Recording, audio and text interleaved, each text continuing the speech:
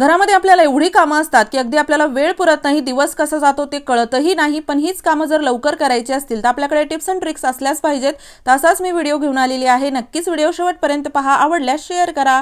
इथे आपली पहिली टिप आहे अशा प्रकारच्या टॉयलेट बाथरूमच्या खिडक्यांसाठी। या खिडक्या साफ करायला खूप अवघड जातं, दोन्ही साइडने या व्यवस्थित साफ होत नाही, टेबल खुर्ची घ्यावी लागते आणि हाताला काचा देखील लागण्याची भीती असते। पण यानंतर तुम्हाला या खिडक्या साफ करणं खूप सोपं जाणार आहे, कारण की आपण घरच्या घरी एक टूल बनवणार आहोत। तर इथे आपल्याला अशा प्रकारचा चिमटा लागणार आहे।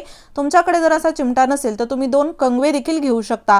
इथे मी जुने सॉक्स घेतलेले आहेत, तुमच्याकडे जर जुना कपडा असेल तर तो देखील तुम्ही वापरला तरी चालेल। आणि हा कपडा किंवा सॉक्स आपल्याला ओले करून घ्यायचे आहेत आणि त्यानंतर इथे आपल्याला हा चिमटा जो आहे तो असा वापरायचा आहे की यामध्ये आपण हे कपडा किंवा सॉक्स अशा प्रकारे लावणार आहोत।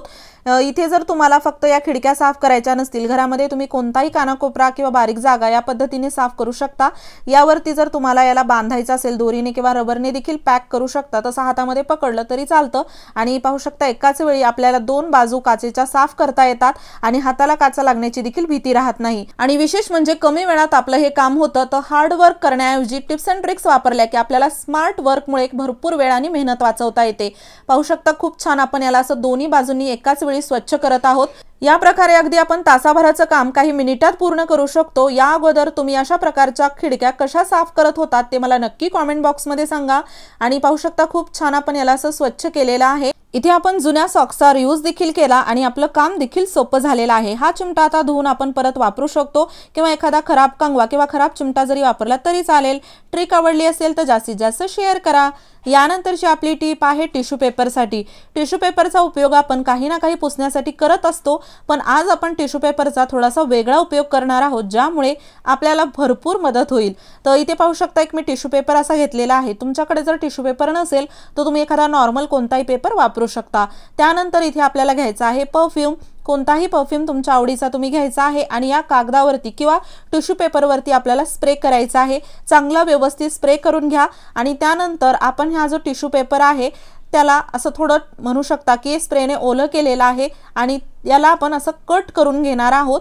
आणि हे टिश्यू पेपरला जे आपण स्प्रे लावलेला आहे याचा आपल्याला खूप जास्त फायदा होतो, कारण की बऱ्याच वेळा असं होतं घरामध्ये आपण घर बंद करून गावाला कुठेतरी जातो 4-5 दिवसासाठी, 1-2 महिन्यांसाठी आणि अचानक घरामध्ये आलं की वेगळाच असा वास यायला लागतो। त्यासोबतच तुमच्या घरामध्ये जर ऊन येत नसेल तर घरामध्ये खूप दमट वास येतो। त्यासोबतच जिथे आपली वॉशिंग मशीन असते, ओलसर एरिया असतो, टॉयलेट बाथरूममध्ये देखील किती स्वच्छता ठेवली तरी कधीतरी आपल्याला वास आल्यासारखं वाटतं। तर अशा ठिकाणी आपण रूम फ्रेशनर वापरतो, जे की सर्वांना परवडत नाही, खूप महाग असतं आणि खूप लवकर तो वास निघून जातो।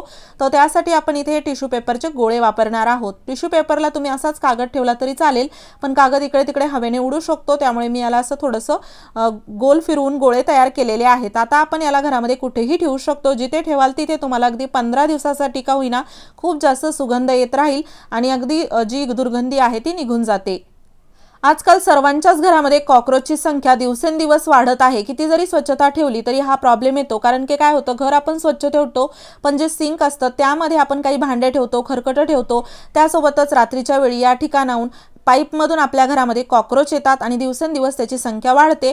तर यासाठी आपल्याला एक छोटासा उपाय करायचा आहे। भांडे जरी तुमचे रात्री धुवून झाले नाहीत तरी पण सिंक आपलं नेहमी स्वच्छ ठेवलं पाहिजे। भांडे व्यवस्थित पाण्यातून काढून एका ठिकाणी जमा करून ठेवा आणि सिंक स्वच्छ करून त्यामध्ये आपल्याला इथे टॅल्कम पावडर टाकायचं आहे। कोणतंही सुगंधित पावडर थोडंसं असं टाका आणि यानंतर आपण याला पाणी अजिबात वापरणार नाहीत यावरती। अगदी सकाळी सिंक आपल्याला वापरायचा आहे। यामधून पाईपमधून अजिबात आपल्या घरामध्ये कॉकरोच येणार नाहीत। 8 दिवस हे करा, तुम्हाला तुमच्या घरातील कॉकरोचची संख्या कमी झालेली दिसेल, खूप जास्त फरक पडतो। आणि हो, तुम्ही हा व्हिडिओ कोणत्या गावातून किंवा शहरातून पाहत आहात ते मला कमेंट बॉक्समध्ये नक्की सांगा, जेणेकरून माझा व्हिडिओ कुठे कुठे पोहोचला मला ते कळेल। यानंतरची आपली टिप आहे इडलीच्या बॅटरसाठी। आता थंडीमध्ये इडलीचं बॅटर फुगवणं म्हणजे खूप जास्त वेळखाऊ काम होतं, पण हे काम आपलं सोपं होऊ शकतं फक्त 1 चमचा मिठाने।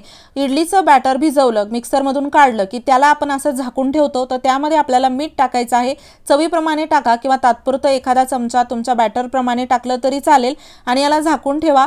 जो वेळ तुमचा बॅटर फुगण्यासाठी लागणार होता तो बराच कमी होतो आणि ह्यामुळे आपलं जे इडलीचं बॅटर आहे ते खूप छान फुगतं, इडल्या छान मऊ होतात आणि वेळही जास्त लागत नाही। नक्कीच यानंतर इडली बनवताना ही ट्रिक वापरा।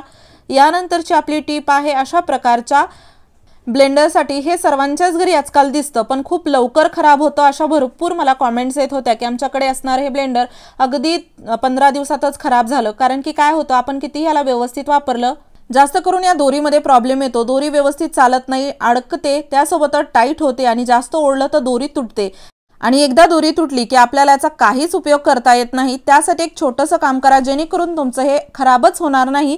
तर यासाठी आपल्याला दोन गोष्टी इथे वापरायच्या आहेत, एक तर वॅसलीन वापरा किंवा तेल वापरा आणि दोन्ही गोष्टी वापरायच्या असतील त्या कशा वापरायच्या ते पहा। इथे मी थोडंसं वॅसलीन असं घेतलेलं आहे, या दोरीवरती आपण हे लावणार आहोत। वॅसलीनमुळे इथे छान लुब्रिकेशनचं काम होतं, छान यामध्ये गुळगुळीतपणा येतो, जी आपली दोरी आहे ती व्यवस्थित सुरळीत चालते, आतमध्ये ग्रीसिंगचं हे काम करतं वॅसलीन। तर इथे आपल्याला दोरीवरती हे असं लावायचं आहे आणि अगदी हे खराब जरी झालं नसेल तरी थोड्या दिवसानंतर यामध्ये तेल टाका, जे तुमच्याकडे मशीनचं तेल असेल तर ते टाकू शकता किंवा नारळाचं तेल जरी टाकलं तरी चालेल आणि यामध्ये अगदी 2 थेंब तेल सोडायचे आणि त्यासोबतच ही दोरी आपल्याला 1-2 वेळा ओढून घ्यायची। यामुळे काय होतं, यामध्ये दोरीमध्ये व्यवस्थित असा गुळगुळीतपणा येतो, चालते चांगली, अडकत नाही आणि जास्त ओढायची गरज पडत नाही। आणि हो, चॅनलवरती नवीन असाल सबस्क्राइब नक्की करा, असेच नवनवीन व्हिडिओज मी तुमच्यासाठी घेऊन येत राहते। यानंतरची आपली टिप आहे चार्जरसाठी। आपल्या घरामध्ये एक नाही तर अशा प्रकारचे 4-5 चार्जर तरी घरामध्ये लागलेले असतात आणि स्विच बोर्डवरती आपण याला असंच ठेवतो, बटन ऑन असतं, कधी कधी चार्जर असं तुटलेलं असतं, लहान मुलं तोंडात घालतात, हात लावतात, करंट लागून अपघात होण्याची देखील शक्यता असते। बातम्यामध्ये तुम्ही ऐकलं असेल की असे अपघात होत राहतात, तर हे अपघात टाळण्यासाठी आपण याचं बटन बंद केलं पाहिजे। त्यासोबतच लाईट बिलची बचत व्हावी यासाठी देखील आपण हे बटन वापर झाल्यानंतर बंद केले पाहिजेत। फक्त चार्जरच नाही, घरामधील जे पण इलेक्ट्रिक वस्तू असतात वापर झाले की बंद करा, जेणेकरून तुम्हाला भरपूर पैशांची बचत करता येईल, लाईट बिल कमी होतं। एक दिवसाचा विचार सोडा, अगदी आपण वर्षानुवर्ष हीच चूक करत राहतो, किती जास्त फरक पडेल। छोटीशी गोष्ट आहे पण म्हणतात ना, थेंबे थेंबे तळे साचे, अशा प्रकारे भरपूर बचत होईल आणि त्यासोबतच अपघात देखील होणार नाहीत। यानंतरची आपली टीप आहे, यासाठी मी 1 ग्लास पाणी घेतलेला आहे आणि त्यामध्ये आपण टाकणार आहोत थोडंसं कोलगेट। तर इथे मी कोलगेट असं टाकलेलं आहे, चांगलं 2 ते 3 वेळा आपण ब्रश करण्यासाठी जेवढं वापरतो तेवढं आपल्याला टाकायचं आहे। त्यानंतर आपल्याला यामध्ये थोडासा खायचा सोडा टाकायचा आहे। आणि हो, तुम्हाला नेक्स्ट व्हिडिओ कोणत्या टॉपिकवर हवा आहे मला नक्की कमेंट बॉक्समध्ये सांगा, लवकरात लवकर तो व्हिडिओ तुमच्यासाठी मी घेऊन येईल। आणि यानंतर आपल्याला थोडंसं यामध्ये वॉशिंग पावडर टाकायचं आहे। आपल्या घरामध्ये गॅसच्या शेगडीची खूप मोठी भूमिका असते, अगदी थोडीफार जरी खराब झाली तरी आपलं खूप जास्त काम थांबतं, त्यासोबतच अगदी गॅसही वाया जातो आणि जास्त करून तर प्रॉब्लेम येतो या बर्नरमध्ये, कारण की याचे छिद्र बंद पडले की गॅसची फ्लेम कमी चालते किंवा गॅस वाया जातो आणि त्यासोबतच हे जे छिद्र आहे त्याला ओपन करणं खूप गरजेचं आहे। तर यासाठी आपण हे सोल्युशन बनवलेलं आहे, क्लिनिंग खूप छान होते, बर्नर खूप छान व्यवस्थित चालतात, अगदी हे नव्यासारखे तर चमकणार नाहीत, कारण की खूप जुना माझा गॅस आहे। तुमचा गॅस जर नवा असेल तर अगदी छान हे स्वच्छ देखील होऊ शकतात, पण आपल्याला याला चांगलं चमकवायचं नाही तर याचे छिद्र ओपन करायचे आहेत। तर याप्रमाणे याला भिजवत ठेवा आणि त्यानंतर एखाद्या घासणीने किंवा जुन्या ब्रशने घासा, जेणेकरून छान आपली गॅसची फ्लेम फुल होते आणि आपला गॅस व्यवस्थित चालायला लागतो। गॅस कमी चालला की अगदी सर्व कामं हळूहळू होतात, त्यामुळे नक्कीच तुम्ही भरपूर गॅसची बचत करू शकता आणि कामं देखील लवकर होतील। तुम्हाला सर्वात जास्त कोणती टिप आवडली ते मला कमेंट बॉक्समध्ये नक्की सांगा। व्हिडिओ आवडला असेल तर व्हिडिओला लाईक करा, शेअर करा, चॅनलवरती नवीन असाल सबस्क्राइब नक्की करा। धन्यवाद।